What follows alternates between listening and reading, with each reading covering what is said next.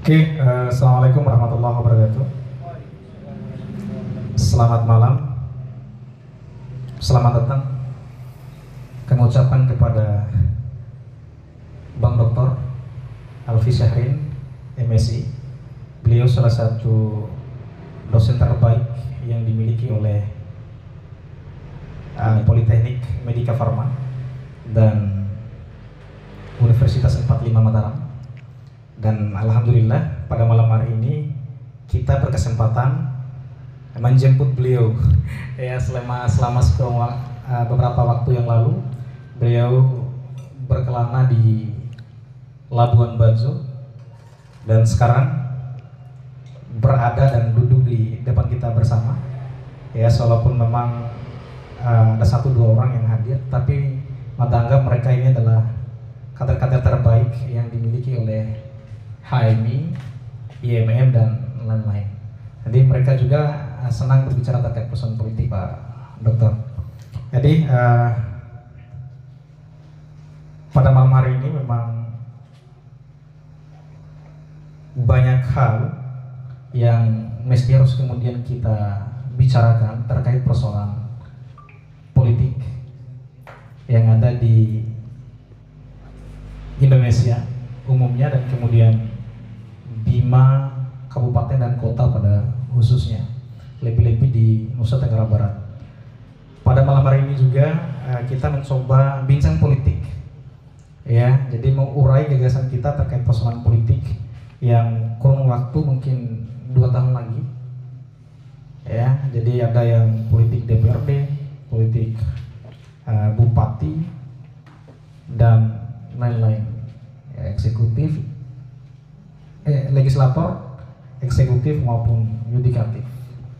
Tentu pada malam hari ini di tema kita di bincang politik ini membahas terkait persoalan membangun demokrasi dan pemerintahan yang kuat lewat sains ya. Jadi beliau memang pakarnya di sini ya kan, yang membahas terkait persoalan demokrasi kemudian dalam proses pendekatan sains. Jadi teman-teman sekalian, nanti saya berharap di akhir pembicaraan beliau ya, kita bukan hanya diskusi tapi mencoba untuk menguraikan gagasan kita, pandangan kita terhadap politik itu sendiri. Kemudian yang kedua, jadi sekiranya kalau memang ada tumpukan pertanyaan yang selama ini kemudian masih digores oleh teman-teman lewat gagasan teman-teman, lewat ide teman-teman, nanti bisa bertanya lewat, insya Allah kami anggap ini pakarnya ya. Jadi pada malam hari ini juga walaupun memang tadi banyak kesibukan dan lain-lain, sebenarnya jam 8.00 kita berdiskusi terkait persoalan ini, tetapi ya tahulah bagaimana kemudian ya kesibukan kita dari tadi ya Bangku. Jadi teman-teman sekalian, bagi teman-teman yang nonton baik di Facebook nanti di YouTube juga, jadi pada saatnya nanti pemaparan Pak Dr. Alvin tolong dicerna, dianalisis dan kemudian didiskusikan ya, didiskusikan lewat chattingan dan lain sebagainya begitu. Jadi agar lebih mempersingkat waktu, kami berikan kesempatan kepada Bang Dr. Alfi Syahrin MSI untuk memaparkan bagaimana sih sebenarnya konsep dasar dari membangun demokrasi dan pemerintahan yang kuat lewat sains itu. Ya, kami persilakan. Oke.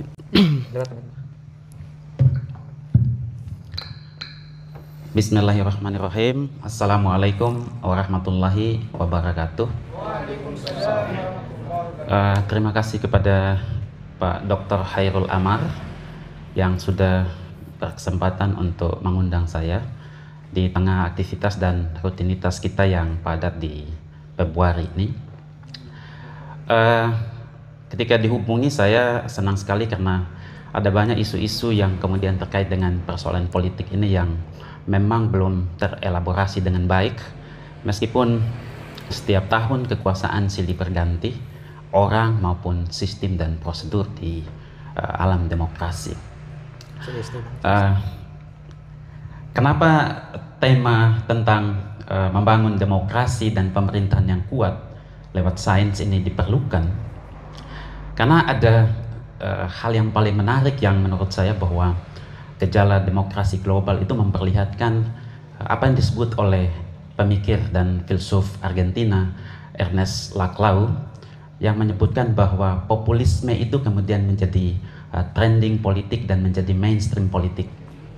Jadi ketika di proses-proses politik di Indonesia, orang tidak lagi memperlihatkan bagaimana kapasitas keilmuan, intelijensi, dan kecerdasan itu sebagai alat ukur dan indikator untuk bagaimana seseorang sebagai aktor bisa mengidentifikasi basis-basis persoalan mendasar di masyarakat.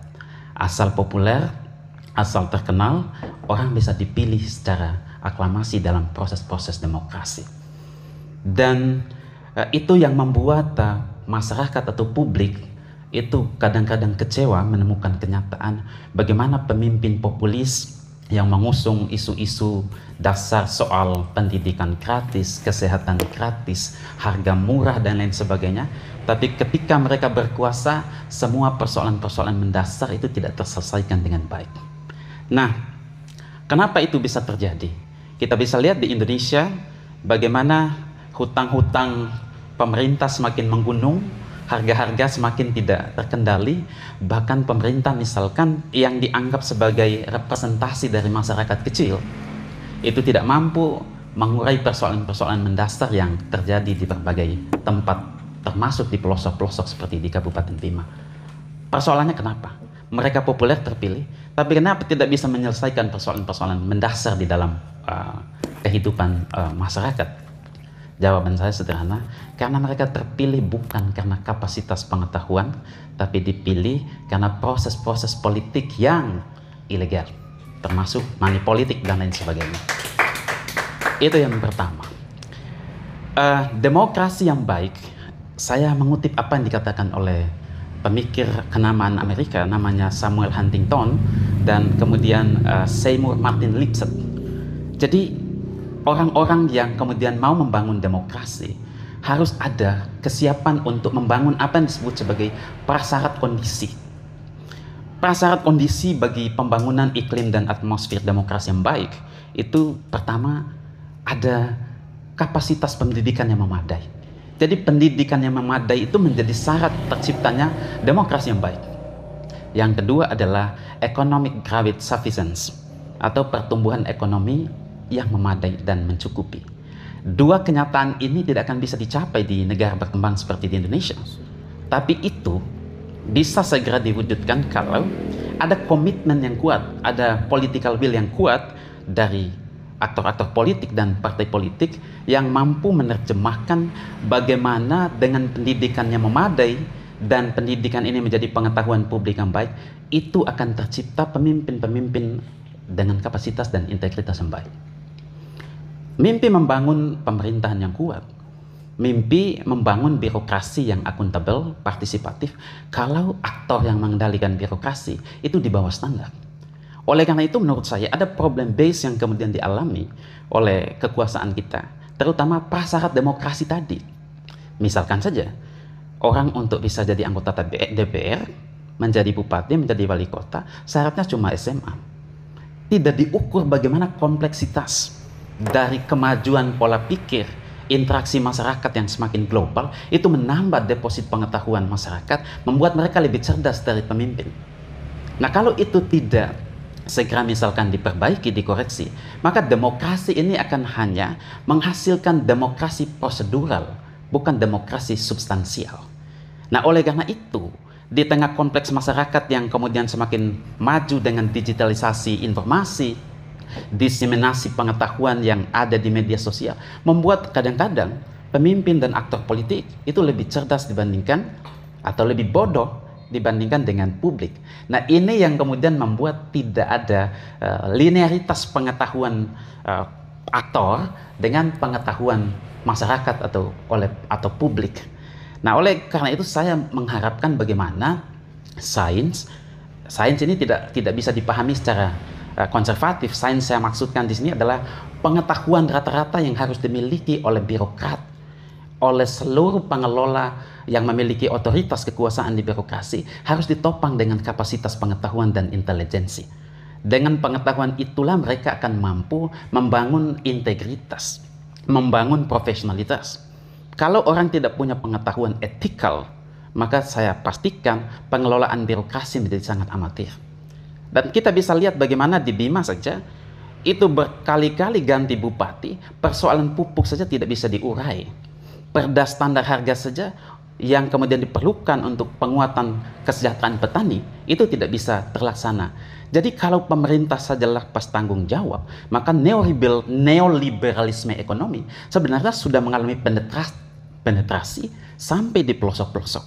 Lihat Alfamart misalkan, itu bertebaran di mana-mana. Itu menunjukkan ada modernisasi sistem ekonomi kita yang mengharuskan juga pemimpin-pemimpin politik yang terpilih di daerah ini lebih cerdas untuk kemudian mengelola sumber daya.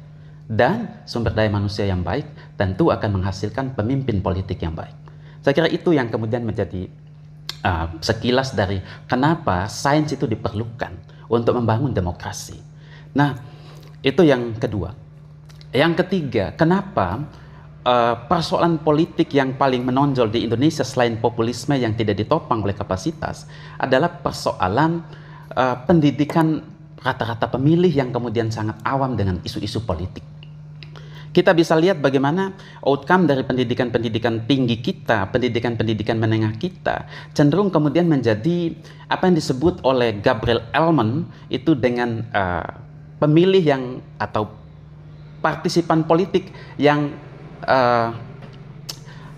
parokial.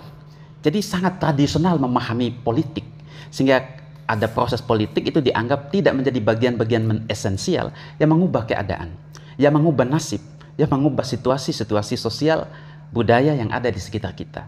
Harusnya di tengah kecerdasan publik yang semakin baik, pemimpin juga yang hadir itu harus baik. Karena dengan cara itulah kemudian orang bisa mengurai dan mengidentifikasi problem-problem dasar yang kemudian dihadapi oleh masyarakat secara luas. Nah, oleh karena itu kenapa sains itu diperlukan? Karena saya mengutip misalkan bagaimana J.J. Rousseau, seorang pemikir Prancis, menyatakan bahwa orang yang ada di dalam sistem kekuasaan adalah orang yang paling pintar. Harus orang yang paling pintar di antara yang pintar, yang paling baik pengetahuannya di antara yang baik. Kenapa bisa demikian? Karena dengan cara kepintarannya itu, dengan pengetahuannya itulah sebagai tools, dia bisa melakukan apa yang disebut dengan kompilasi penyusunan hukum yang baik. Karena demokrasi ini kemudian beririsan dengan hukum. Oleh karena itu misalkan bagaimana Noam Chomsky menghendaki bagaimana kemudian di dalam negara yang demokratis atau proses demokrasi diperlukan apa yang disebut sebagai pendidikan yang kemudian membebaskan manusia. Supaya apa? Supaya tumbuh kebijaksanaan. Noam Chomsky misalkan mengelaborasi kenapa warga negara perlu kebijaksanaan. Dengan kebijaksanaan yang dimiliki, orang akan tunduk, patuh, dan tidak melakukan pelanggaran-pelanggaran hukum. Di negara seperti Indonesia yang berada di poin urutan kelima sebagai negara demokrasi terbesar, tentu civic virtue itu yang masih rendah. Adab kebangsaan, adab bernegara, itu kemudian hanya dimiliki oleh sebagian negarawan, tidak menjadi sikap dan pengetahuan rata-rata. Oleh karena itu, sains yang saya maksudkan di dalam penguatan birokrasi dan demokrasi adalah bagaimana proses-proses politik ini menghadirkan juga ilmu pengetahuan sebagai pemandu, sebagai kompas moralitas yang menghadirkan pemimpin-pemimpin yang berintegritas. Oleh karena itu, political will dari aktor politik, dari partai politik sebagai organ fundamental demokrasi itu harus berperan aktif. Kalau kita lihat di daerah, partai-partai politik itu umumnya hanya hidup, hanya terlihat ramai, hanya terlihat sibuk, hanya menjelang pemilu dan sesudah pemilu. Tapi tidak berperan secara organik bagaimana di 5 tahun, di 10 tahun, masing-masing partai itu kemudian membangun pendidikan politik yang baik di masyarakat. Mengedukasi masyarakat dengan pendidikan politik yang berkualitas. Sehingga tumbuh partisipasi politik yang juga kemudian berkualitas. Nah, kalau itu kemudian tidak dilakukan, saya percaya bahwa proses politik di daerah akan cenderung mengalami stagnasi, tidak mengalami transformasi, dan masalah yang akan terus berulang itu akan terjadi siapapun yang kemudian terpilih, karena orang tidak tahu bagaimana mencari akar permasalahan dasar dengan pengetahuan. Bagaimana bisa kemudian hanya dengan modal popularitas tanpa pengetahuan yang cukup lalu kemudian menjadi pemimpin di 191 desa misalkan di Kabupaten Bima. Tidak ada masalah-masalah yang kemudian selama 5 tahun itu ada good reportnya, ada laporan yang baik selama 5 tahun. Apa capaiannya? Apa kemudian masalahnya? Dan kenapa itu tidak bisa terselesaikan? Jadi pengetahuan itu menjadi kunci untuk membangun demokrasi yang baik dan membangun pemerintahan yang kuat. Tanpa dukungan dan kapasitas pengetahuan yang baik yang dimiliki oleh kepala daerah, saya percaya bahwa demokrasi kita hanya akan berjalan secara prosedural tapi tidak menjawab substansi-substansi penting dari masalah yang dialami oleh masyarakat. Oleh karena itu, setelah otonomi daerah, kepala daerah dituntut kecerdasannya, ketajamannya, instingnya untuk mengelola semua potensi sumber daya alam dan sumber daya manusia untuk kemudian menghadirkan kesejahteraan yang paling dirindukan dan dibutuhkan oleh masyarakat. Karena esensi dari demokrasi, kalau kita merujuk pada gagasan dasar dari Aristoteles, adalah menciptakan apa yang disebut sebagai bon conum atau public virtue, yaitu kemaslahatan yang bersama dan kebaikan bersama yang diperuntukkan bagi semua warga negara. Tapi demokrasi kita tanpa menyertakan sains itu kemudian menjadi oligarkis.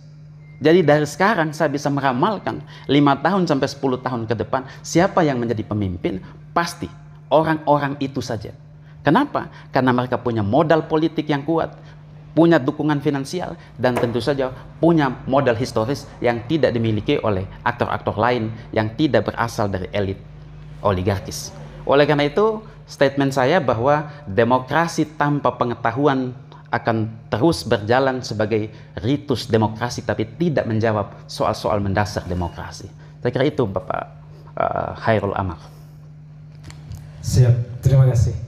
Ya, luar biasa ya teman-teman sekalian. Jadi saya berharap teman-teman sekalian mari kita berikan aplaus dulu ya, pada abang kita, jadi senior kita. Jadi paparan Pak Doktor tadi juga membuka cakrawala berpikir kita. Bagaimana tafsiran politik kita itu harus kemudian dibangun secara sains, pengetahuan dan lain-lain. Tapi begini Pak Dokter, jadi sebelum saya kasih kesempatan adik-adik sekalian untuk bertanya atau memberikan pernyataan, banyak yang kemudian menganggap bahwa sains itu nomor 2 dibandingkan dengan uang. Uang segalanya dalam politik. Bagaimana tanggapan Bapak?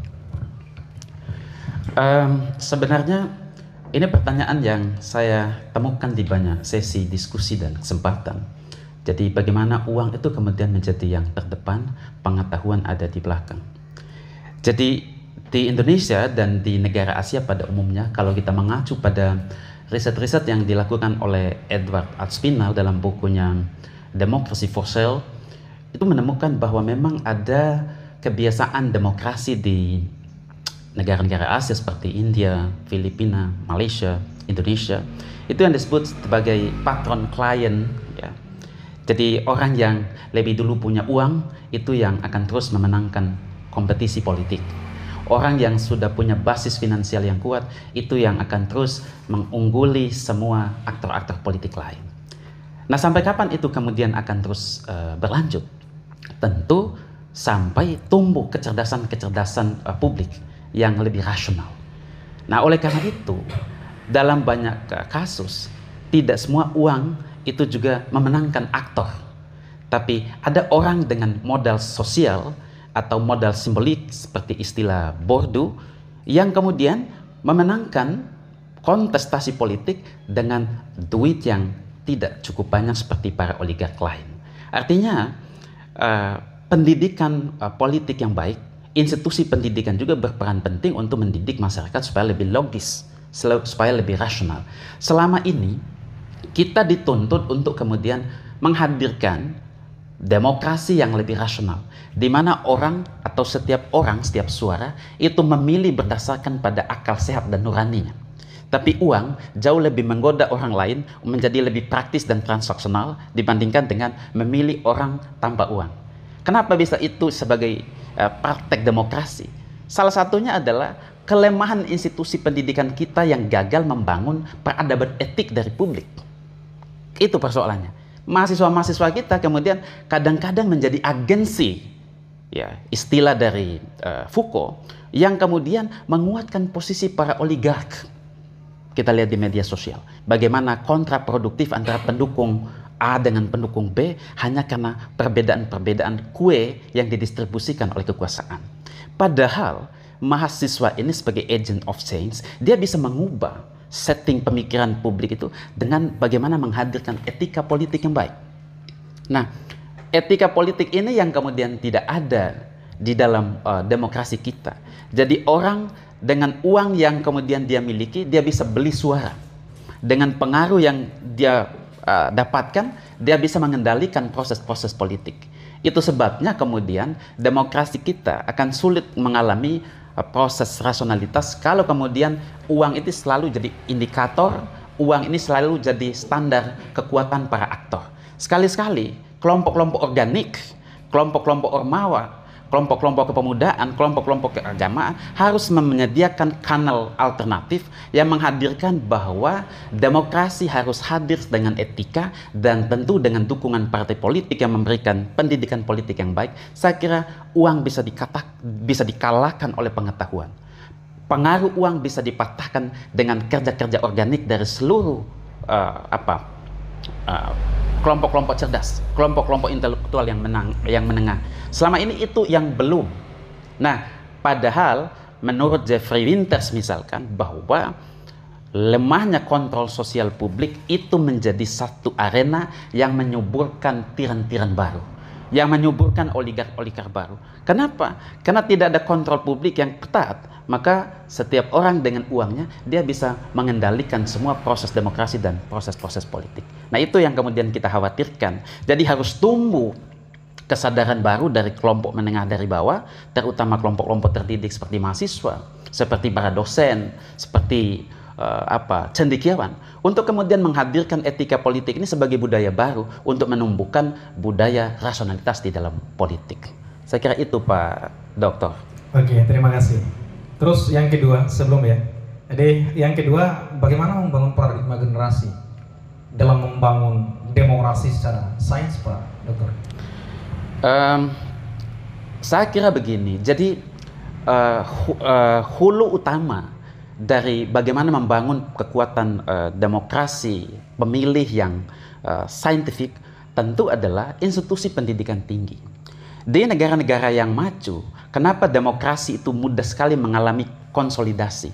Karena aktor-aktor politik itu adalah orang-orang yang terdidik, alumni-alumni universitas terkemuka, dosen-dosen, ahli hukum, sehingga kecerdasan ini membimbing mereka untuk mencarikan solusi-solusi terbaik dari apa yang dialami oleh masyarakat.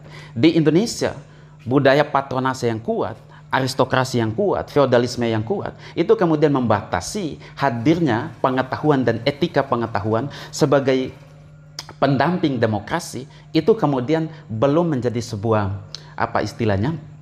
jalan baru, belum menjadi sebuah arah baru di dalam proses-proses demokrasi. Oleh karena itu, yang penting adalah bagaimana politik ini sebagai penentu kebijakan publik itu harus hadir sebagai sebuah pengetahuan umum di semua level pendidikan tinggi. Karena saya lihat di mahasiswa saja tidak ada pendidikan politik, Pak. Tidak ada pengantar ilmu politik misalkan.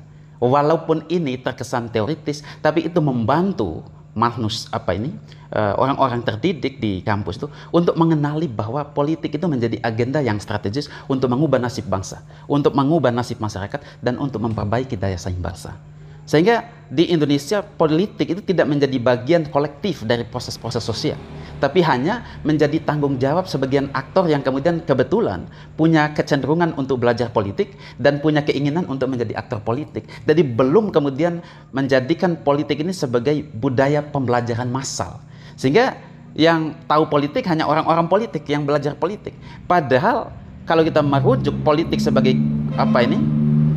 sebagai manusia sebagai makhluk politik seperti yang dikatakan oleh Aristoteles, maka dalam seluruh aktivitas manusia sesungguhnya dia berpolitik, yaitu mengendalikan orang lain untuk ikut dengan kita, untuk sama dengan kita, menghendaki orang lain untuk mencapai tujuan kita dengan menggunakan sumber daya orang lain, itu adalah juga proses-proses politik yang sederhana. Jadi ketika kita menyuruh orang lain untuk mendapatkan keinginan kita, untuk memenuhi keinginan kita, sesungguhnya kita sedang melakukan proses politik.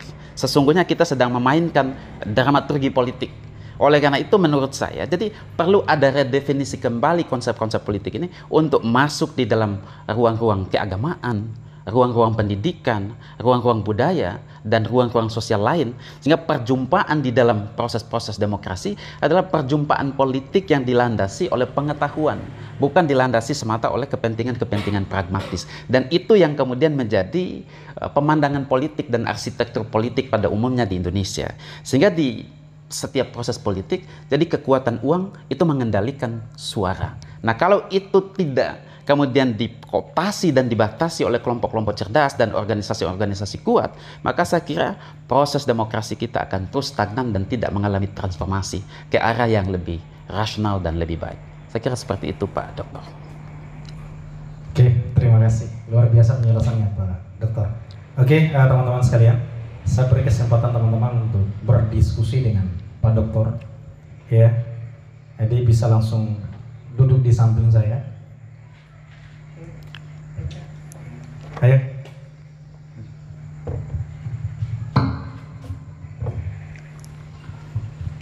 Oke. Jadi sebelum itu nanti perkenalkan nama, alamatnya di mana, kampusnya di mana, dan lain-lain.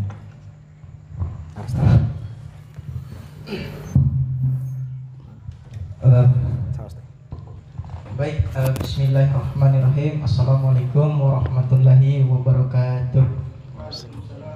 Yang saya hormati Bapak Dokter selaku narasumber dan Pak Dokter Amar selaku moderator pada kesempatan hari ini. Perkenalkan, nama saya Gustiwan. Asal saya dari Wera, lebih tepatnya di Desa Mandala, Kecamatan Wera, dan saya kuliah di STKIP Mahasiswa Bima. Jadi menarik dalam pembahasan ini tentang sistem politik yang kemudian menjadi arena oleh viraders politik yang kemudian pada akhirnya selalu mendapatkan disorientasi dalam suatu tujuan berdemokrasi itu sendiri. Pada awalnya bicara tentang politik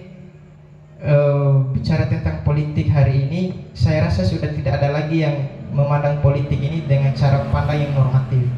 Yang artinya saya sepakat dengan pengantar awal tadi bahwasanya menjadi figur politik atau menjadi aktor politik itu harus memiliki sains. Itu kalau di wilayah Bima, pertarungan sains oleh riders politik, oleh para partai politik itu tidak menonjol sama sekali. Karena yang dipertarungkan di situ adalah popularitas dan kemampuan ekonomi yang kemudian melegitimasi dan meruntuhkan kecerdasan seseorang. Karena yang Mada lihat juga bahwasannya kecerdasan itu bukan tolak ukur yang pertama oleh yang sebagai alat ukur untuk kita memilih seorang viraders politik ini atau calon pemimpin kita. Hanya saja kemampuan uang yang mampu mendoktrinisasi pemikiran masyarakat sehingga seolah-olah dia berani berkorban untuk menyelamatkan umat. Itu dalil yang kemudian kita lihat, sehingga masyarakat juga dengan melihat hal demikian seolah-olah juga mempercayai yang sebenarnya ya kalau kita lihat pada nilai substansialnya tidak ada yang dipertaruhkan. Karena yang dipertaruhkan dalam iklim demokrasi itu adalah sains sebenarnya. Itu lebih produktif. Namun kembali lagi seperti yang Adinda katakan tadi, bahwa masyarakat pada umumnya sudah tidak memandang lagi politik ini secara normatif. Karena memang tidak ada yang para figur politik ini tidak ada yang dijual gitu loh. Yang hanya dia punya uang, dia langsung naik gitu. Sehingga peran sains ini yang kemudian Adinda ingin pertanyakan, bagaimana cara kita yang selaku mahasiswa mampu untuk benar-benar memberikan batasan pada figur politik ini agar tidak menggunakan konsep demokrasi dengan cara memainkan uang, kos politik. Dan itu yang kemudian belum kita menemukan cara untuk bagaimana menghentikan hal-hal demikian.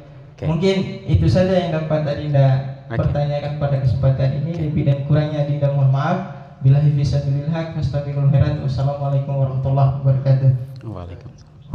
Waalaikumsalam warahmatullahi wabarakatuh. Mungkin bisa langsung dijawab pertanyaan dari Adinda tadi. Terima kasih. Pertanyaan yang sangat baik. Pertanyaan yang kemudian menjawab realitas empirik di dalam proses-proses politik kita. Jadi memang ada kecenderungan bahwa uang yang pertama, pengetahuan yang kedua. Kenapa orang begitu mudah pragmatis? Seolah-olah idealisme itu menjadi barang yang mewah di era demokrasi kita.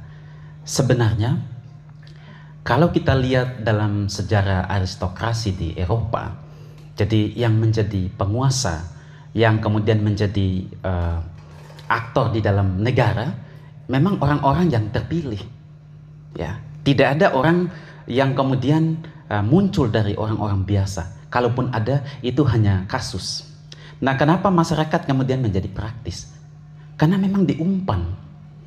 Jadi ada kekecewaan yang luar biasa yang dialami secara luas oleh masyarakat kepada atau dialamatkan kepada aktor-aktor politik. Jadi kadang mereka dibuai dengan banyak-banyak janji gitu. Begitu terpilih, mereka tidak pernah datang lagi di tempat mereka mendapatkan suara. Janji-janji politik tidak pernah ditunaikan. Ketika mereka ada di dalam panggung kekuasaan, mereka bukan sibuk memperkaya masyarakat dengan kesejahteraan melalui kebijakan-kebijakan populis, tapi memperkaya diri, memperkaya partai politik, sehingga publik kemudian menjadi kecewa, menjadi putus asa. Lalu kemudian mereka kadang-kadang membalas dendam. Selama 5 tahun mereka berkuasa, lalu mereka tidak dapat apa-apa, ketimbang mereka diberi suara dan memperkaya diri mereka. Sebaiknya di awal saya panjar, saya akan pilih kalau Anda punya uang, dan kalau Anda tidak punya uang, saya tidak akan pilih. Jadi sebenarnya itu tidak sepenuhnya bisa kita salahkan. Ada perilaku-perilaku elit yang memang membuat publik kecewa. Ada ekspektasi publik yang kemudian tidak tersampaikan. Oleh karena itu ada semacam balas dendam yang muncul dari masyarakat di lapisan grassroots, bahwa politisi yang ingkar janji harus dihukum dengan menerima bayaran mereka, dan kadang-kadang mereka mengambil uang di banyak aktor. Karena apa? Itu balas dendam politik yang paling adil, karena mereka tidak pernah tunaikan janji. Jadi sebenarnya ada hukum kausalitas yang menyebabkan kenapa orang menjadi pragmatis. Nah, bagaimana kalau kemudian kita bersikap menjadi ideal? Lalu apa yang kita dapatkan? Sebenarnya kalau aktor politik memiliki etika politik yang tinggi, memiliki pengetahuan yang etik moral yang baik, saya kira tanpa dibayar orang akan terus memberikan dukungan politiknya. Kita bisa lihat beberapa kepala daerah yang bisa terpilih berkali-kali, meskipun dengan dukungan partai yang minim, bahkan dengan budget yang sangat minimum, tapi mereka terpilih karena selain populis, mereka punya integritas yang kuat. Kita bisa lihat misalkan bagaimana Daniel Pomanto di Makassar dengan pembangunan yang betul-betul unggul, dan dia mengubah wajah Makassar menjadi lebih modern, menjadi lebih maju. 2 kali dia memenangkan pilkada kota Makassar, bahkan dia mampu menaklukkan raksasa ekonomi, Kala Group misalkan. Kenapa bisa demikian? Karena integritas. Dia menunjukkan betul dedikasinya ketika dia menjabat sebagai wali kota. Dia membangun, dia melayani, dia menyampingkan kepentingan-kepentingan pribadi untuk mendahulukan kepentingan-kepentingan publik. Nah, ini harus menjadi patron politik yang baik. Saya kira di Banyuwangi, saya beberapa kali ke Banyuwangi, Pak Ajwar Anas itu Bupati Banyuwangi, itu mampu juga menjadi bupati yang meraih banyak prestasi di tingkat nasional. Meskipun di awal dia anggap tidak akan mampu membawa kemajuan, tapi dengan pengetahuan, dengan pengalaman, dengan kecukupan referensial, dia mampu membawa Banyuwangi menjadi maskot dan ikon kota dengan pendapatan daerah yang tinggi melalui pengelolaan wisata dan destinasi-destinasi wisata unggulan. Nah, kenapa tidak bisa dihadirkan di Kabupaten Bima? Jawabnya tadi, kompetensi. Jadi kompetensi itu kemudian menjadi tools yang bisa mengubah kekuasaan menjadi prosedural, menjawab soal-soal yang substansial di masyarakat. Jadi ada resiko yang kemudian akan dialami oleh masyarakat kalau mendahulukan uang. Jadi pemimpin yang terpilih memang dia mendapatkan legitimasi secara politik, tapi ada resiko pembangunan akan menjadi minim, pelayanan publik akan terhambat karena semua anggaran akan dipakai untuk mengembalikan kos politik yang kemudian dia gunakan selama memenangkan pilkada. Itu yang kemudian menjadi resiko, sehingga korupsi, nepotisme dan oligarki itu akan semakin mapan, sehingga 1% orang Indonesia menguasai kekayaan 80% orang Indonesia akan terus bertahan di akhir Indonesia sekalipun berdiri sebagai negara. Bayangkan hanya 1% orang terkaya Indonesia menguasai basis-basis ekonomi, sumber-sumber pendapatan 80% negara atau warga negara Indonesia. Kenapa? Karena kita tidak mampu menerjemahkan bagaimana proses demokrasi ini tidak selalu kemudian menempatkan uang sebagai penentu terciptanya proses-proses demokrasi yang baik. Saya kira ada banyak anak muda seperti Anda yang kritis ini bisa menjadi pemimpin terpilih, menjadi kepala desa.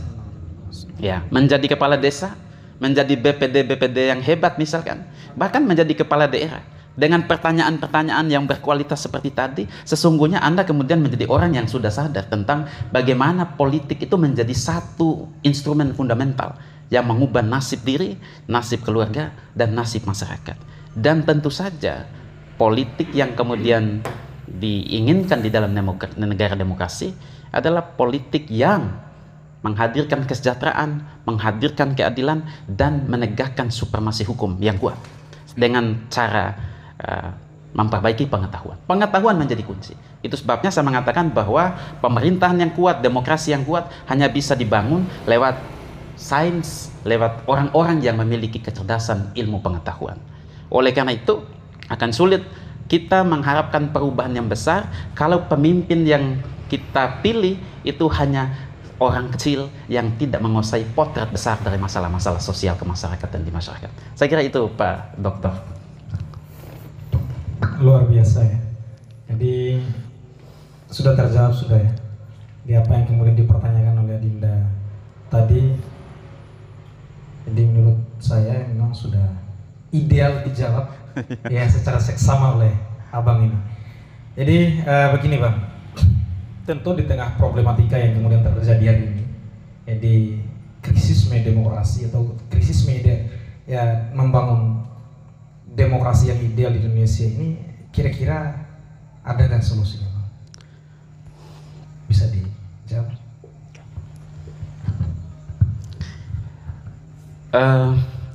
Kita sudah kurang lebih 75 tahun berdiri sebagai negara. Jadi demokrasi kita ini terus mengalami perubahan untuk menemukan bentuk terbaiknya. Jadi dari pemilu pertama sejak tahun 55 sampai di pemilu 2024 mendatang, jadi demokrasi ini terus mengalami proses perbaikan, baik dari sistem keterpilihan aktor maupun bentuknya. Jadi demokrasi ini tidak bisa dipahami sebagai sebuah sistem yang stagnan, tapi demokrasi harus dipahami sebagai proses yang terus-menerus mengalami perbaikan, terus mengalami kemajuan, terus mengalami perubahan. Karena itulah menurut saya mengutip Tip O'Neill, salah seorang pemikir politik kawakan di Amerika. Jadi dia membagi level demokrasi itu pada 3 stratum. Ya. Yang pertama ada lokal, regional, nasional. Ya. Menurut dia, demokrasi akan baik, fondasinya akan kuat kalau dimulai dari demokrasi di tingkat lokal. Karena itu demokrasi lokal itu adalah demokrasi yang kemudian dimulai di level-level daerah. kota, kabupaten. Nah, representasi dari demokrasi nasional adalah keseluruhan dari proses demokrasi ideal yang terjadi di tingkat lokal. Demokrasi di tingkat nasional akan baik kalau demokrasi di tingkat lokal juga baik. Karena demokrasi nasional adalah himpunan dari praktek-praktek demokrasi lokal. Kita bisa lihat bagaimana kearifan demokrasi lokal di kota dan kabupaten Bima di masa lalu. Bagaimana orang yang misalkan jadi pemimpin harus punya sifat ngusuwaru atau sebagian ngusu upa, ngusu tolu dan lain sebagainya. Itu kan filsafat politik yang kemudian menggambarkan bahwa pemimpin harus hadir sebagai orang yang menyejukkan, harus orang yang meneduhkan, harus orang yang paling pintar seperti yang dikatakan oleh Rousseau tadi.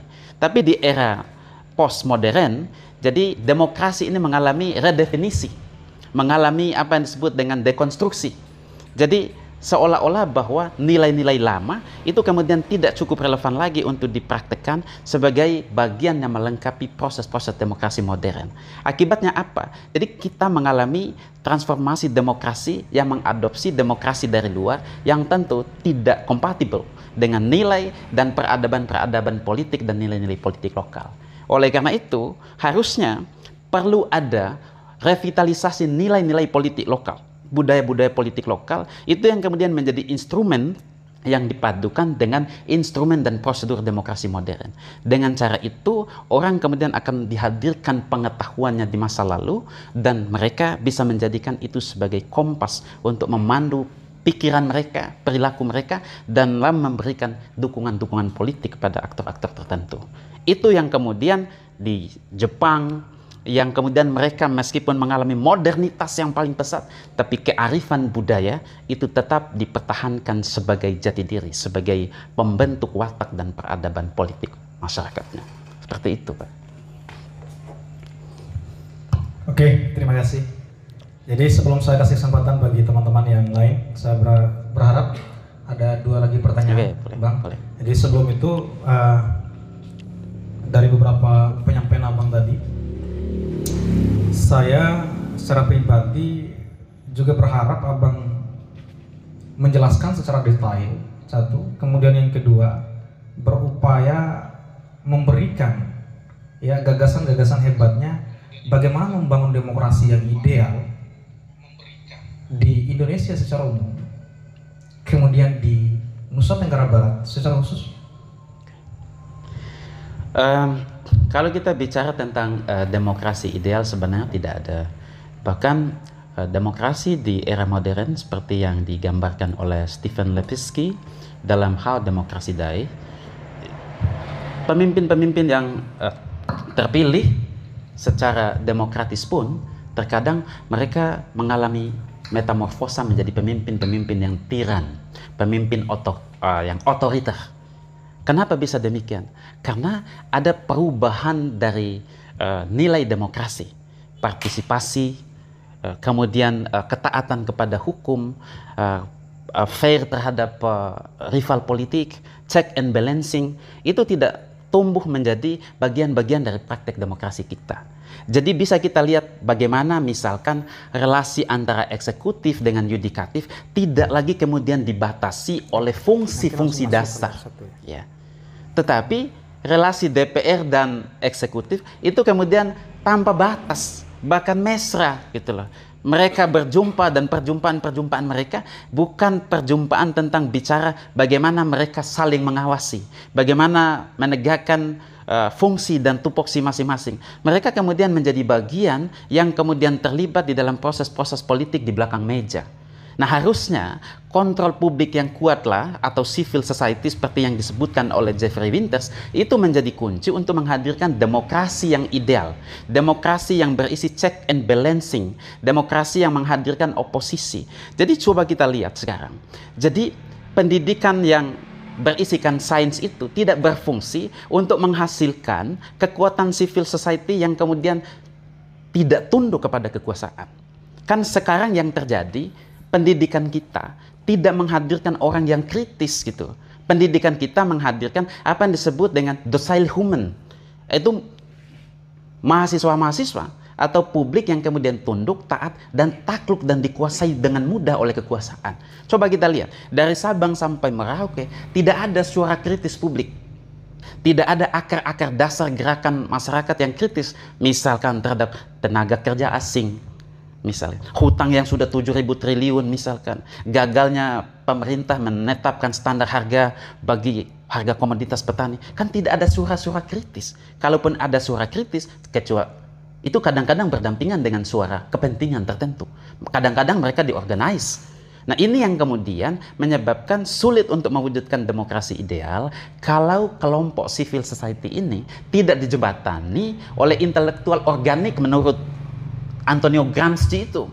Jadi intelektual organik ini adalah orang yang mampu menarik simpati publik, kekuatan publik atau people power untuk mengkritis kekuasaan yang kemudian tidak berpihak kepada kepentingan-kepentingan masyarakat.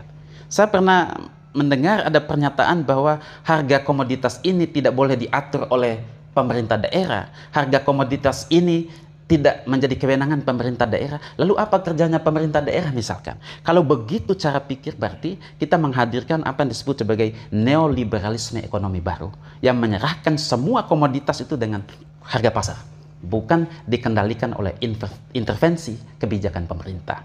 Nah, itu sama katakan bahwa demokrasi yang ideal memang tidak ada.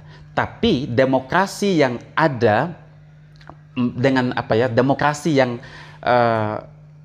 ideal dalam artian posisinya sebagai kekuasaan yang ada di tangan masyarakat atau untuk kepentingan masyarakat dan dari masyarakat, itu bisa diwujudkan apabila kontrol publik itu kuat, kontrol masyarakat itu kuat. Selama tidak ada kebangkitan dari civil society, sulit untuk kemudian menghasilkan demokrasi yang ideal itu. Kenapa? Karena elit dan dengan otoritas mereka bisa mengokupasi, bisa menguasai kepentingan-kepentingan mayoritas publik dengan kekuasaan yang dimiliki, dengan otoritas yang dimiliki. Jadi kalau kita lengah, maka para oligarki atau orang-orang dengan uang yang kuat akan berpesta pora akan matinya suara-suara kritis publik. Jadi mereka akan merayakan senyapnya suara kritis masyarakat, aksi gerakan kritis masyarakat, minimnya suara kritis dosen-dosen. Itu mereka menyambut itu sebagai kemenangan. Dan itu akan menjadi pukulan telak bagi tumbuhnya demokrasi-demokrasi yang lebih oposan. Saya kira itu, Adina. Iya, luar biasa ya. Jadi ada teman-teman yang lain yang mau bertanya? Ada? Ayo Yes. silakan maju. Duduk di samping saya. Santai saja, ini diskusi di Warung rumah kopi. keluarga, warung kopi, Pendopo istrinya Institute. Pendopo Institute. Nah, Ayo. silakan kalau ada pertanyaan-pertanyaan lain. Ya, adanya diskusi seperti ini atas dasar diskusi kecil-kecilan saya dengan adik-adik di depan. Ya, saya tunaikan. Ya, mereka tidak puas diskusi di kampus, maka Adinda hadirkan di rumah untuk melakukan diskusi seperti ini. Ya, alhamdulillah dengan adanya abang ini, jadi akan memberikan gagasan baru, spirit baru bagi teman-teman yang lain ini dalam memacu dalam berpikirnya. Ya, jadi bagi teman-teman yang lain, sekali lagi teman-teman sekalian, dari awal saya katakan bahwa kita bebas dan merdeka, ya, mau menyampaikan apapun, kita ekspresikan gagasan kita. Kebetulan kita hadirkan abang ini yang memiliki gagasan hebat. Kita mau berbicara terkait persoalan politik, membangun demokrasi yang ideal dan lain sebagainya. Kita tinggal pertanyakan di abang kita. Oke? Saya kasih kesempatan satu untuk memberikan pertanyaan. Oke? Ini dari mahasiswa mana ini? Coba. Oke. Baik, bismillahirrahmanirrahim. Terima kasih kepada Abang dan Dr. Amar dan Pak Dokter yang sempat hadir pada malam hari ini. Nah, jadi beberapa uraian dari tadi tentang demokrasi saya lebih mengacu pada konfigurasi politiknya. Nah, jadi ada dua aspek yang mesti kemudian yang pernah saya diskusikan terhadap teman-teman tentang konfigurasi politik. Nah, jadi konfigurasi politik itu ada ini konfigurasi politik itu kayak ada namanya itu konfigurasi antara politik dengan hukumnya. Okay. Nah, yang dimana hukum itu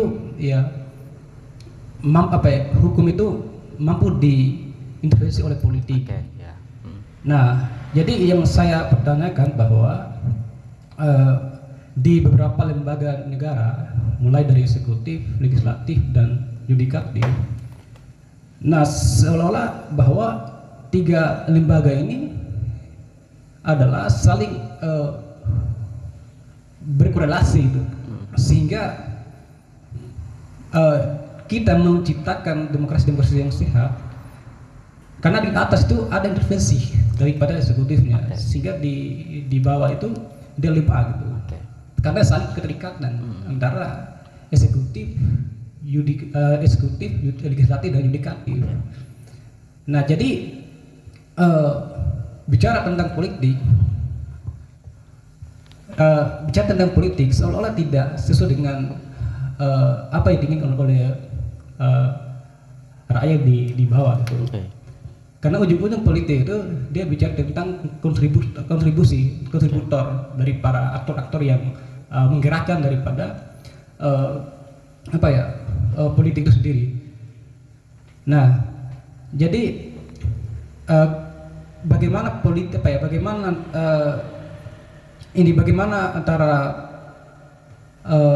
bagaimana untuk memisahkan antara eksekutif, legislatif dengan yudikatifnya, gitu.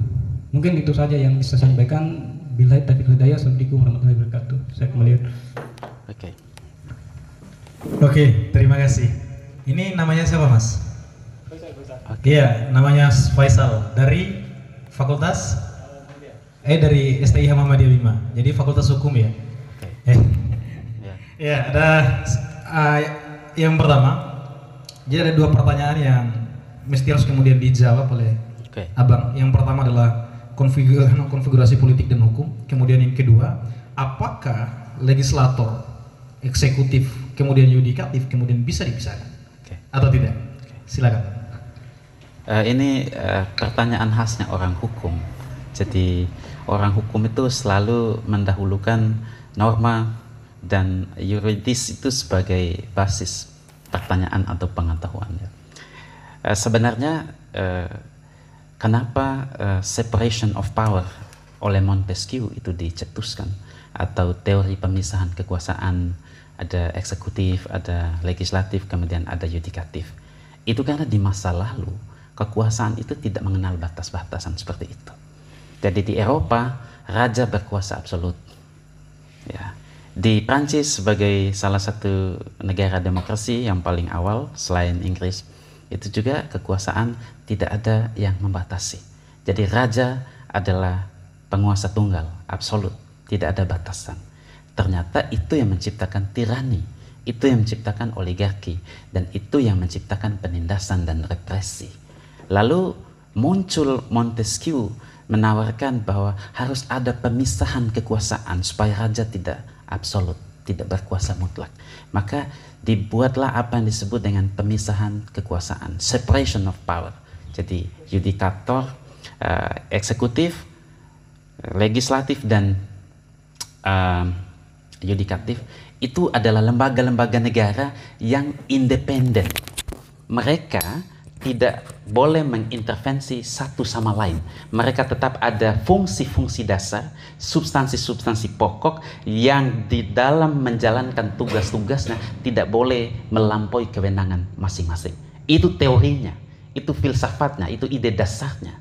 Tetapi kekuasaan yang terlalu kuat itu akan menyebabkan lumernya batasan-batasan yang dibuat secara teoritis tadi, itu dalam prakteknya itu kadang-kadang tidak teruji.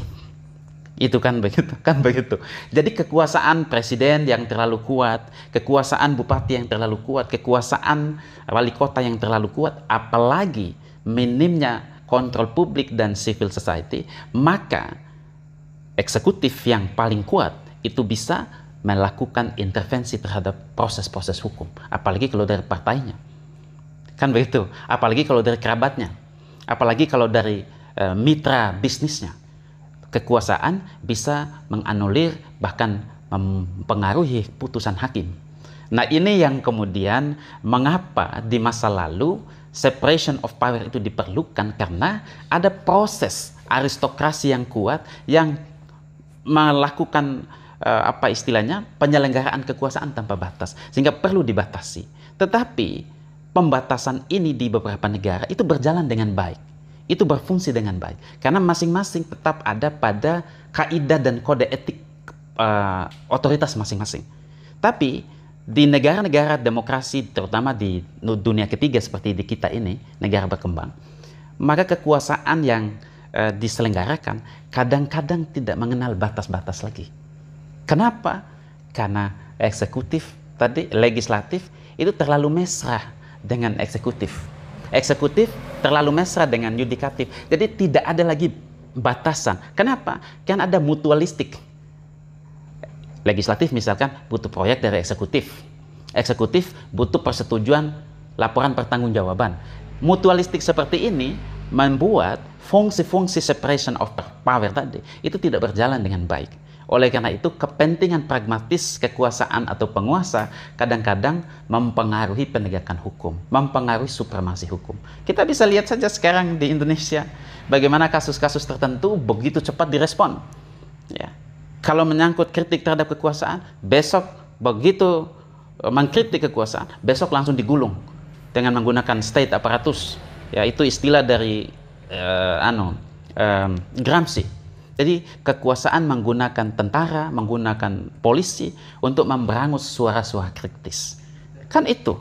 Ada orang yang mau memaki siapapun tidak pernah ditindaklanjuti oleh aparat keamanan. Tapi begitu kritik terhadap kekuasaan begitu keras, seketika itu ditangkap, itu digulung oleh aparat. Nah, ini kan persoalan-persoalan ketidakadilan yang kemudian dipengaruhi oleh misalkan mentalitas kekuasaan. Otoritas yang terlalu kuat itu bisa melakukan melewati batas-batasan dari separation of power tadi. Ya jangan dibilang jangan pikir bahwa semua yang tampak di dalam proses politik dan kekuasaan kita itu normal. Kalau pakai konsepnya Erving Goffman, backstage and front stage, panggung depan dan panggung belakang itu berbeda. Itu kan berbeda. Yang di depan ini panggung depannya kelihatannya begitu normatif. Penegakan hukum itu benar-benar dilakukan. Supremasi hukum benar-benar ditegakkan secara adil. Equality before the law. Tapi di belakang itu ada kompromi-kompromi, ada transaksi-transaksi, ada proses unfairness, ketidakjujuran di dalam proses penegakan hukum. Ulama-ulama misalkan cenderung dikriminalisasi misalkan. Ini kan proses-proses hukum yang kemudian di dalam negara demokrasi yang tidak lagi kemudian patuh pada asas separation of power tadi. Jadi memang benar tadi sebagai orang hukum dia menanyakan kembali bagaimana posisi ketiga fungsi eksekutif, legislatif sampai kepada yudikatif. Dan dalam teori memang benar sangat ideal, tapi ketika itu sebagai praksis politik, maka kita bisa lihat bagaimana proses hukum bisa dikendalikan oleh penguasa. Hakim-hakim bisa dibayar oleh penguasa. Nah, ini persoalan-persoalan yang menjadi tanggung jawab kita bahwa tadi sains dan pengetahuan yang dimiliki oleh para hakim, integritas para hakim itu ditentukan juga oleh kapabilitas ilmu pengetahuan. Pengetahuan itu kan menjadi semacam illumination, menjadi light, menjadi lampu, menjadi penerang bagi setiap orang yang kemudian didudukan dalam posisi-posisi politiknya. Nah, politik etik seperti yang dijalankan oleh Rasulullah itu mungkin salah satu dari potret politik yang ideal, di mana etika agama dan pengetahuan yang dimiliki menjadi tolak ukur dari setiap perilaku dan sikap-sikap politik yang dimainkan oleh para aktor. Saya kira itu, Adinda. Jadi teorinya sih bagus itu separation of power, tapi dalam prakteknya di negara-negara dunia ketiga seperti kita, apalagi di daerah-daerah begini, itu sangat sulit itu kemudian bisa diwujudkan secara baik. Apalagi kalau tidak ada kontrol publik yang kuat. Jadi adik-adik mahasiswa yang masih muda ini sebenarnya menjadi corong kepentingan yang menyuarakan kepentingan-kepentingan publik. Representasi dari publik itu sebenarnya ada di adik-adik yang muda ini. Tapi kan kekuasaan yang terlalu kuat itu mengokupasi semua. Dia menguasai semua pikiran semua. Bayangkan sekarang, mana ada suara-suara kritis dari para rektor, dari para dosen. Berapa banyak dosen di Indonesia? Misalkan, ada nggak yang bersuara kritis terhadap kekuasaan? Ketimpangan di depan mata, ketidakadilan di depan mata. Semuanya diamputasi. Semua sudah diokupasi oleh kekuasaan. Kenapa? Dana hibahnya dari pemerintah. Ya. Rektor dipilih oleh pemerintah. Lalu di mana kau mau bersuara? Kecuali kau punya keberanian untuk mandiri menyuarakan kebenaran-kebenaranmu sendiri. Kan begitu. Jadi saya ingat dengan satu pemikir besar, itu namanya François Lyotard. Jadi dia bilang begini, rayakanlah kebenaranmu sendiri. Karena boleh jadi kebenaranmu itulah yang benar di antara suara kebenaran-kebenaran lain. Jadi kebenaran yang besar, yang mayoritas, kadang itu tidak benar. Apalagi kalau disuarakan oleh penguasa dengan kepentingan-kepentingan tertentu yang terselubung. Jadi rayakan kemerdekaanmu dan kebenaran yang menurutmu itu benar, menurut pengetahuan. Saya kira itu yang bisa saya sampaikan pada malam hari ini, Pak Dokter. Oke, terima kasih, Abangku. Ini mati dulu. Siap. Jahe merah. Sembari saya promosikan jahe merah sahabat saya, Pak Dr. Robban Satriawan. Ini produk tangan Hera aslinya beliau. Terima kasih Pak Dr. Alvin Alfisari yang sudah menjelaskan secara detail bagaimana kemudian dinamika politik yang kemudian berkembang saat ini. Ya, mulai dari hulu sampai hilir ini ya. Oke, teman-teman sekalian, saya kasih kesempatan satu orang ya untuk memberikan pertanyaan. Setelah itu baru konklusi dari abang. Ya kan, setelah itu baru kemudian kita akhiri. Satu orang yang mau bertanya, mau berdiskusi dengan kita. Bagi yang ingin bertanya, boleh berdiskusi. Jadi bebas dan merdeka. Ya. Silakan, saya kasih kesempatan untuk maju di depan. Yang belum? Yang belum. Bagaimana, Andri? Ya? Baik, terima kasih kepada Pak Dr. Amar yang telah memberikan kesempatannya kepada saya untuk kesekian kalinya. Jadi menarik apa yang kemudian kita bicarakan pada kesempatan hari ini, dan paparan daripada Pak Dokter cukup luar biasa sekali sesuai dengan realitas politik yang terjadi di wilayah Bima. Saya ingin masuk pada wilayah mahasiswa yang kemudian dia hanya punya ruang sebagai oposisi dalam setiap kebijakan-kebijakan yang kemudian ditetapkan oleh pemerintah ataupun kekuasaan, mau itu menjelang pemilu maupun sesudah pemilu. Jadi ruang oposisi itu hanya diisi oleh teman-teman mahasiswa yang kemudian selalu dibungkam di arena-arena pergerakan. Maka Madam mempertanyakan solutif daripada Pak Dokter mengenai intervensi mahasiswa sebagai kaum akademisi, sebagai kaum oposisi dalam hal mengawal kebijakan publik maupun kebijakan pemerintah pada wilayah menegakkan sains untuk para freeriders politik, pada wilayah-wilayah iklim politik yang lebih benar-benar menguji kompetensi daripada aktor-aktor politik yang kemudian coba melegitimasi dirinya sebagai pemimpin di daerah maupun di pedesaan. Tidak terlepas hal-hal yang bersifat formalitas, dia diikat oleh aturan gitu. Tentu hukum dan lain sebagainya itu selalu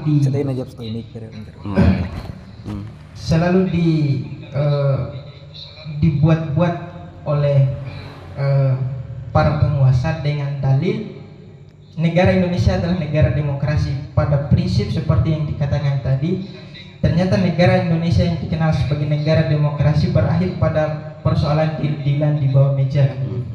Maka ruang yang tepat selain daripada aksi demonstrasi yang kemudian dilakukan oleh mahasiswa sebagai kaum oposisi di tiap-tiap wilayah, apakah ada ruang-ruang yang lebih spektakuler lagi untuk kita sebagai mahasiswa yang dapat menerjemahkan konsep politik, konsep demokrasi untuk bagaimana keberlanjutan nasib-nasib rakyat, karena yang dikelola di sini adalah uang untuk bagaimana menjamin ketertiban rakyat yang begitu.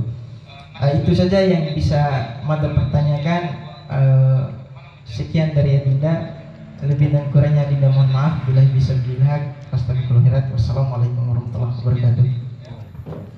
Waalaikumsalam warahmatullahi wabarakatuh. Terima kasih pada Adinda. Namamu siapa, Mas? Gustiawan. Gustiawan ya. Jadi Adinda Gustiawan ini juga terbilang salah satu mahasiswa yang kritis gitu kan, ya di kampus itu. Saya pikir abang sudah bisa menangkap apa yang kemudian dipertanyakan oleh Adinda Gus tadi. Mungkin bisa langsung dijawab.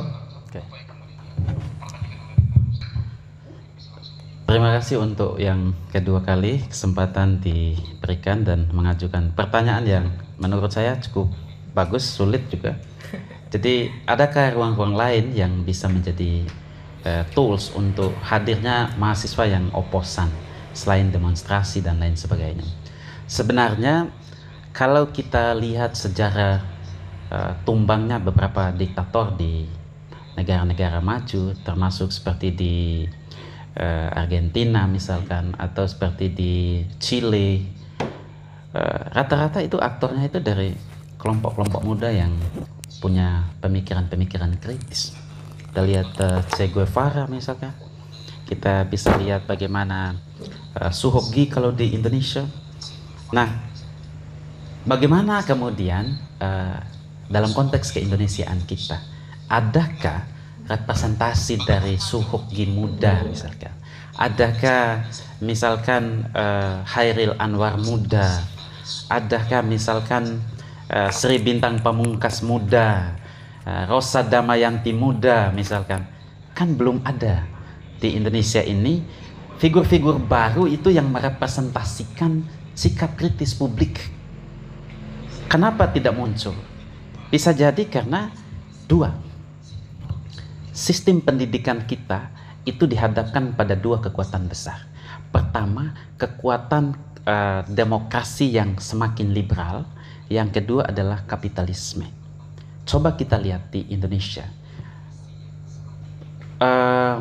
hegemoni kekuasaan yang terlalu kuat membuat publik itu kemudian kehilangan momentum untuk melakukan kritik-kritik yang tajam kepada pemerintah. Lalu proses pendidikan kita juga tunduk pada sistem demokrasi yang dikuasai oleh kelompok-kelompok sipil yang kuat. Sehingga ide dasar pendidikan seperti idenya John Dewey yang menghasilkan masyarakat yang bebas, warga negara yang bebas, itu tidak dapat tercipta. Kenapa? Karena proses pendidikan di era kita sekarang adalah pendidikan yang menghasilkan orang-orang yang takluk, lemah, dan takut pada kekuasaan. Yang kedua, kapitalisme yang dihadirkan lewat berbagai propaganda, simbol-simbol, dan teknologi meletakkan kita semua ini sebagai masyarakat konsumtif, tidak kreatif, instan. Sehingga orang menjadi lupa jati dirinya sebagai manusia yang bebas, lalu kemudian kehilangan momentum untuk menjadi kritis. Kenapa? Karena dia tidak sungguh-sungguh belajar. Untuk menjadi kritis dan menjadi masyarakat sipil yang kritis, itu diperlukan bacaan-bacaan yang baik, referensi-referensi yang cukup. Oleh karena itu berpikir kritis itu berpikir yang mengakar, yang bersumber dari kontestasi referensi. Nah, itu yang belum tumbuh di mahasiswa-mahasiswa kita ini. Jadi mahasiswa kita ini kemudian lebih sibuk main game misalkan, lebih sibuk menghabiskan waktu tidak untuk membaca pikiran-pikiran para tokoh, tidak membaca pikiran dan jejak-jejak sejarah perintis bangsa. tidak membaca tokoh-tokoh dunia dengan pemikiran-pemikiran hebat mereka, sehingga tidak tumbuh kesadaran di dalam batin mereka untuk menyuarakan hal-hal yang sama, sikap-sikap kritis yang sama. Sehingga saat ini di era kapitalisme ini, pendidikan kita dihadapkan manusia digiring untuk menjadi konsumen, sehingga kita menjadi apa yang disebut oleh Herbert Marcuse sebagai one dimensional man. Jadi manusia satu arah saja. Jadi one dimensional man yang disebutkan oleh Herbert Marcuse itu adalah masyarakat yang kemudian tunduk dalam sistem, tapi ada dalam sebuah sistem, tapi dia dikendalikan oleh sistem yang lebih besar. Itu maksudnya. Jadi kadang-kadang kita ini ada dalam sistem mikro, tapi dalam proses kehidupan kita dikuasai oleh sistem yang lebih besar. Sehingga apa yang terjadi? Ya, ada orang yang kritis, tapi takut sama dosennya. Dosen takut sama dekannya. Dekan takut sama rektornya. Mana ada suara-suara kritis di publik itu yang diuji coba di kampus? Kan tidak ada. Mana suara dosen-dosen di BIMA ini misalkan untuk mengkritik ketidakmampuan kekuasaan di kota maupun di kabupaten itu melayani public service itu dengan baik? Kan nggak ada suaranya. Kenapa? Karena orang kemudian mengamankan diri dengan puas pada kepentingan masing-masing, tapi tidak berani untuk keluar dari zona nyaman mereka dengan pengetahuan yang mereka miliki, integritas yang mereka miliki, untuk juga menyuarakan kepentingan-kepentingan publik. Jadi tidak mengherankan kalau kita mau jujur, 97-98 suara mahasiswa itu mampu menumbangkan diktator 30 tahun berkuasa, 32 tahun berkuasa. Itu artinya kalau mahasiswa ini membangun gerakan yang sistemik, isunya kemudian sangat mainstream dan itu sangat mendasar, saya kira tidak sulit untuk membangun solidaritas gerakan untuk kemudian mengkritisi kekuasaan, tentu dengan cara-cara yang saintis, cara-cara yang adabnya tinggi. Peradaban sosial kita yang menghargai musyawarah itu bisa dilakukan, tetapi sayangnya itu belum tumbuh sebagai gerakan sosial yang terorganisir. Coba kita lihat isu pupuk saja di BIMA, berapa sih yang turun? Padahal ini semua kita ini adalah petani, gitu. Kok berganti-ganti bupati misalkan kita tidak mampu menyuarakan itu sebagai sesuatu yang segera harus diatasi. Alasannya RDKK-nya inilah. Kenapa tidak bisa diatasi itu sebagai sebuah capaian dari kekuasaan yang kita pilih dan yang kita percayakan? Kan rugi habiskan ratusan miliar untuk pilkada kalau hanya menghadirkan pemimpin biasa. Harusnya di ratusan miliar yang kita gunakan untuk pemilu APBD ini, dari APBD ini, harus menghasilkan pemimpin yang luar biasa, bukan pemimpin yang biasa-biasa saja. Kan saya itu, Pak. Oke, luar biasa, Bang. Ini pertanyaan terakhir, Bang, ya. Okay. Jadi setelah itu baru kemudian kita finishing. Sekarang ini kan banyak generasi-generasi potensial yang dimiliki oleh 18 kecamatan dan 191 desa di Kabupaten Bima ini, Pak Dokter. Jadi terlepas mungkin kita berbicara terkait persoalan potensi generasi di daerah-daerah yang lain, tetapi yang lebih khusus saya berupaya untuk bertanya di Pak Dokter. Jadi generasi-generasi kita ini kan banyak yang ingin jadi kompetitor, Okay. Ya, mulai dari generasi yang tua, remaja, bahkan yang baru-baru selesai wisuda kemarin. Tentu itu yang pertama. Jadi bagaimana pendapat Pak Dokter terkait persoalan itu? Kemudian yang kedua, solusinya seperti apa sih ketika generasi-generasi baru ini hadir sebagai kompetitor? Apakah mampu membangun demokrasi yang ideal atau demokrasi yang berbasis sains? Ya, karena mereka dianggap sebagai leader sebagai seluruh masyarakat yang ada. Bagaimana menurut Pak Dokter? Oke. Kenapa saya harus kembali ke tema awal, jadi membangun demokrasi dan pemerintahan yang kuat lewat sains? Karena di Amerika misalkan, di negara-negara yang sudah mapan demokrasi, jadi proses politik itu memang sudah melibatkan sains. siapa yang jadi pemimpin di 5 tahun yang akan datang, 10 tahun yang akan datang, bahkan 25 tahun sampai 30 tahun yang akan datang, itu bisa diprediksi lewat sains. Bagaimana caranya? Lewat survei kan. Jadi survei ini adalah aplikasi dari sains untuk kemudian mengukur bagaimana misalkan popularitas orang di masyarakat. Apa yang membuat dia populer? Apa modalnya? Apa basisnya? Kenapa dia populer? Ada apa? Itu bisa diukur secara saintifik. Yang kedua, di Bima atau di tempat lain misalkan, sebenarnya sains seperti itu sudah banyak juga dipraktekkan. Saya beberapa kali membantu aktor-aktor tertentu ikut dalam kontestasi pilkada. Mereka juga menggunakan LSI. Mereka juga menggunakan Saiful Muzani. Bayangkan satu kali survei itu bisa 60 sampai ratusan juta. Berarti proses politik dan demokrasi ini tidak boleh anti sains. Harus menyertakan sains. Jadi supaya apa? Ketika adik-adik muda ini mau tampil, mau mengambil peran, mau mengisi posisi-posisi politik, dia sudah bisa mengukur dirinya. Dia sudah punya pengetahuan yang cukup, apa modalnya yang kemudian dia mau pertandingkan dengan aktor yang misalkan lebih senior. Apa isunya yang paling cocok untuk segmen misalkan masyarakat petani, masyarakat nelayan, masyarakat urban, masyarakat modern. Semua itu kan bisa dipetakan dengan sains. Oleh karena itu, kenapa sains itu diperlukan? Selain untuk kemudian pembentukan pengetahuan aktor, juga membantu diri kita untuk tepat menangkap momentum untuk terlibat di dalam proses politik. Kenapa banyak orang gagal? Meskipun punya uang, bisa jadi dia belum menyertakan juga sains untuk membaca bagaimana elektabilitasnya. Kadang-kadang orang populer, tapi belum tentu dia punya elektabilitas. Kadang-kadang ada elektabilitas, tapi orang tidak populer. Kadang-kadang mengejutkan, ada orang yang tidak diperhitungkan sebelumnya, tapi dia yang terpilih. Jadi kepala daerah, jadi kepala desa, jadi anggota DPR, dan anggota-anggota yang lainnya.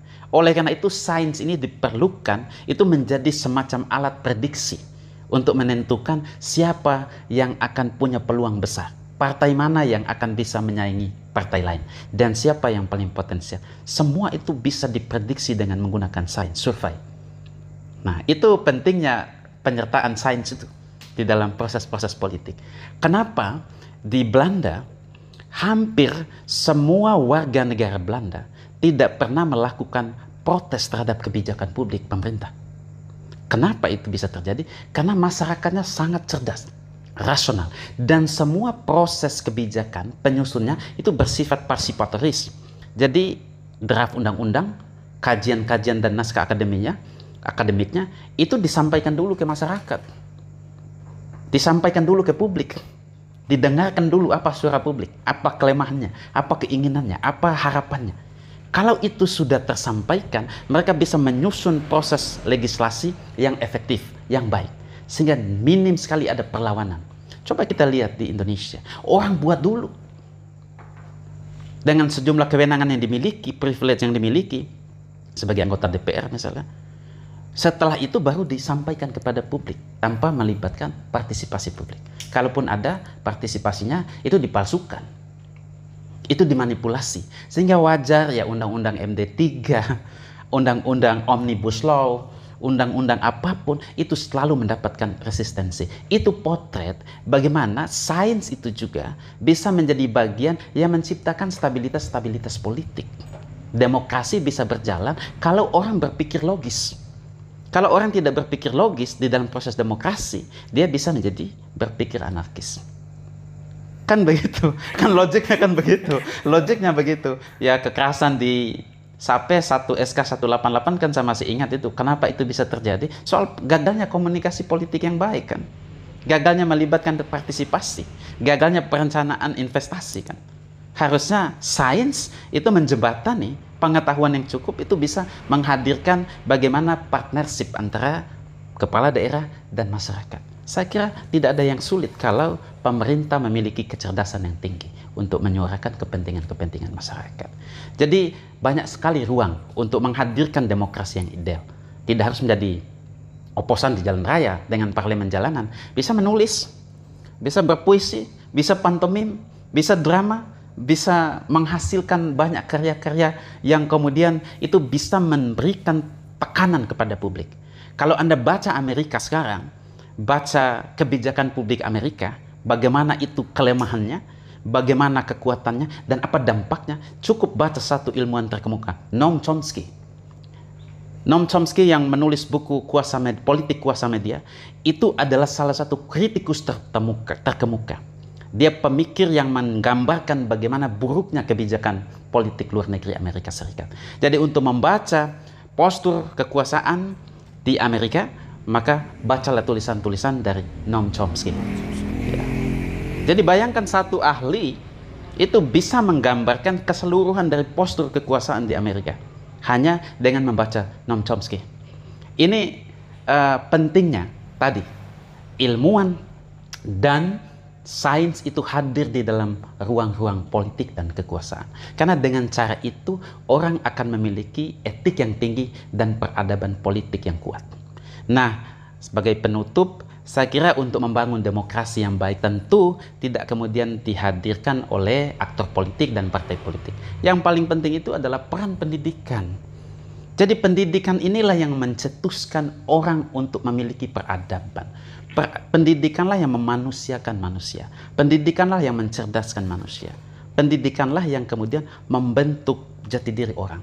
Kalau pendidikan itu baik, maka implementasi dari semua proses sosial dan politik itu juga akan baik. Integritas orang ditentukan juga oleh kualitasnya. Nah, oleh karena itulah di Indonesia kekuasaan yang dikuasai terus-menerus oleh para oligarki dan kita-kita yang muda ini hanya jadi penonton, saya kira mereka akan terus merayakan kemenangan-kemenangan mereka di dalam setiap proses demokrasi. Saya kira itu.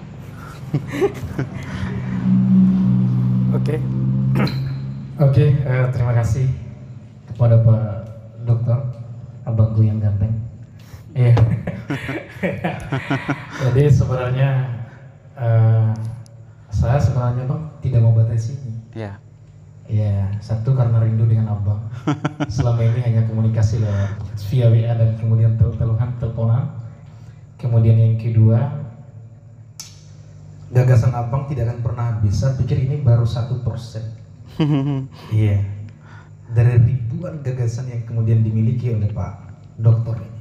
Tapi nanti setelah beliau balik dari Mataram, ya dari Bima ke Mataram, nanti kita hadirkan adiknya juga, ya yang tidak kalah, ya hebatnya dari kakaknya. Ya nanti yang akan menjadi moderator ya kawan seideologinya yaitu Bang Muarif. Iya, harus ini. Jadi ada istilah-istilah 5 jari, uang, api, dan lain sebagainya. Nanti akan dijelaskan oleh adik kandungnya beliau. Iya kan?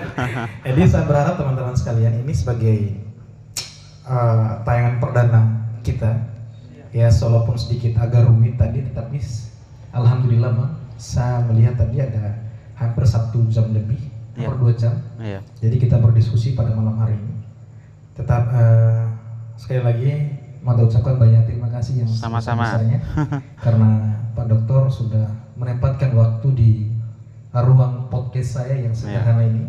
Ya walaupun memang tidak sempurna, tapi akan disempurnakan oleh kamera. Betul. Iya. Iya. Ya, jadi sekali lagi terima kasih banyak Abang yang telah memberikan gagasan hebatnya untuk saya secara pribadi. Ya lebih-lebih untuk teman-teman adik-adik mahasiswa yang Mada Bina dari udah agak sedikit lama, ya bukan sebatas menjadi mahasiswa yang memiliki gagasan yang demokratis, tetapi juga harus kritis, begitu. Tetapi jangan menganggap bahwa saya sebagai otak dari demo-demo ya.